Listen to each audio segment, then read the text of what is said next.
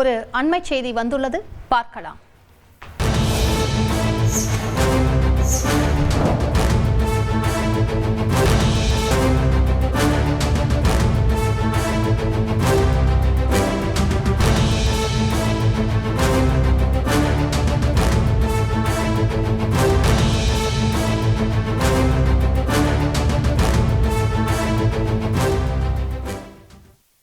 நடுவானில் விமானத்தில் கோளாறு ஏற்பட்டதில் அதிர்ஷ்டவசமாக பயணிகள் தப்பியிருக்கின்றனர்.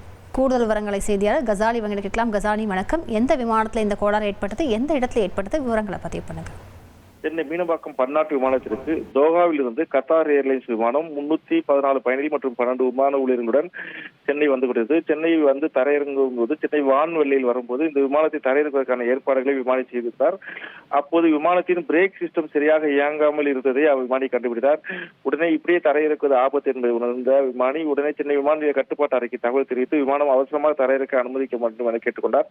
இதையடுத்து சென்னை விமானத்தில் அவசரகால ஏற்பாடுகள் செய்யப்பட்டு தீயணைப்பு, அதிரடி வீரர்கள், மருத்துவ குழுவினர் தயார் நிலையில் இருந்தனர். விமானம் தரையிறக்கப்பட்டதும் குறிப்பிட்ட இடத்திற்கு சென்று பத்திரமாக தரையிறக்கப்பட்டது. இதில் இருந்த 314 பயணிகளும் அதிர்ஷ்டமாக உயிர் தப்பினார்கள். பின்னர் இந்த விமானங்களை பழுது பார்க்கும் பணிகள் செயல்பட்ட போது அப்போது மீண்டும் பிரேக் சிஸ்டம் சரியாக இயங்க ஆரம்பித்து விட்டது என்று தெரிவிக்கப்பட்டதற்கு இந்த விமானம் சுமார் அரை மணி நேரம் தாமதமாக சென்னையில் இருந்து 317 பயணிகளுடன் மீண்டும் தோஹா புறப்பட்டு சென்றது.